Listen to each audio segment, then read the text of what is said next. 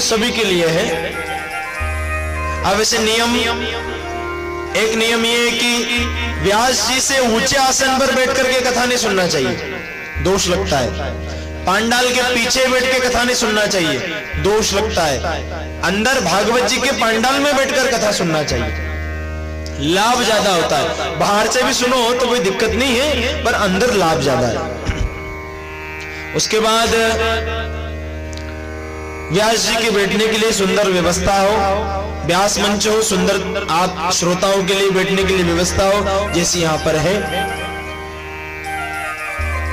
कथा प्रारंभ होने के 15 मिनट पहले सारे श्रोताओं को आ जाना चाहिए और प्रारंभ की आरती और विश्राम की आरती, दोनों आरती का दर्शन करना चाहिए।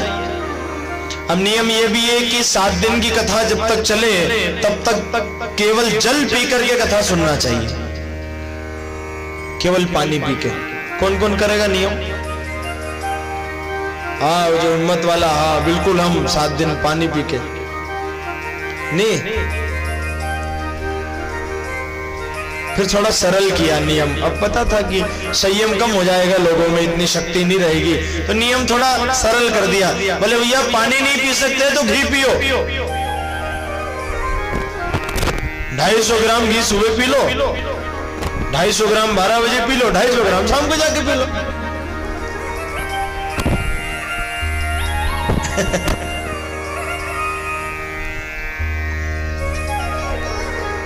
तो फिर नियम और सरल कर दिया। अब आपके चेहरे ही बता रहे हैं घी, तो यजमान जी तो इशारा भी कर रहे हैं कि दूसरी पुराण शुरू करना पड़ेगा। सरल कर दिया, ऐसा करो एक टाइम फलाहार कर लो। अब फलाहार भी फलाहार जैसा होना चाहिए, थाली भर के लाई खींचड़ो नहीं।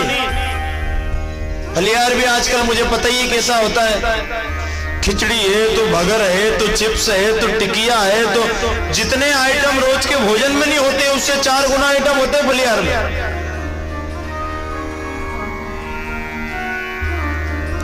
एक मैया का उपास था। अब पति बेचारा बोले देखो आज मैं कोई काम नहीं करूंगी, मेरा उपास है, आज मैंने व्रत रखा है। ठीक है देवी, तुम आज कुछ खाओगे पियोगे नहीं? बोले नहीं, 1 गिलास दूध पी लिया सुबह। 9 बजे वो सेव फल काटने लग गई। बोले ये क्या? बोले आज मेरा उपवास है, मैं भोजन नहीं करूंगी। 12 बजे फलियार बना लिया, मेरा आज उपवास है। 2 बजे फिर कोई फल वगैरह खाने लगी, 4 बजे फिर कोई फल खाने लगी। बोले देवी मेरा उपवास है। अब ऐसा उपवास किस काम का जो दिन में 10 बार खा रहे हो? इससे अच्छा तो भोजन ही कर लेते। तो नियम बताया कि उपवास करके, उपवास का मतलब होता है उप समीपे आसनम इति उपासनम, कम खाओ और भगवान के पास बैठ के ज्यादा भजन करो। अरे बात समझ में? कम खा करके भजन ज्यादा करना। अब ज्यादा खाओगे तो नींद आएगी, कम खाएंगे तो नींद नहीं आएगी। कौन कौन करेगा एक समय उपवास?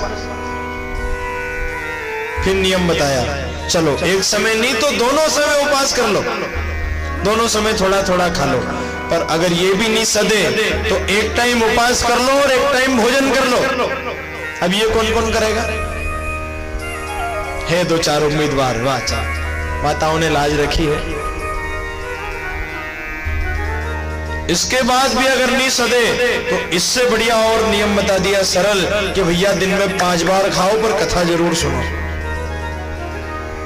और नहीं हो तो टिफिन ले आओ साथ में, यही श्री कृष्ण गोविंद।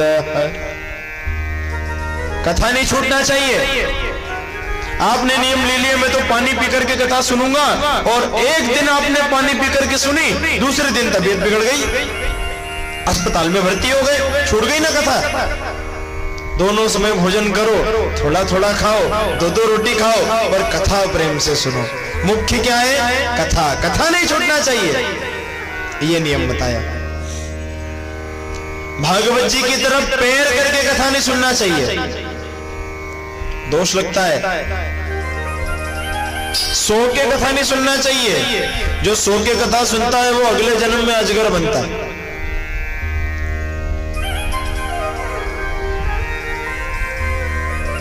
जिस महिला का गर्भ ठहरता नहीं हो या गर्भ धारण नहीं होता हो, ऐसी महिला सच्चे प्रेम से अगर कथा सुने, ऐसी माता सच्चे मन से कथा सुने और अपने घर में भागवत जी की पोथी पधराए बिठाए और भागवत कथा करवाए, तो भागवत का प्रमाण है कि उसको गर्भ जरूर ठहरता है और बाल मुकुंद जैसा बालक जन्म लेता है।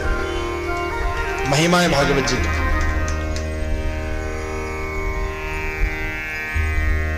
नींद में कथा नहीं सुनना चाहिए।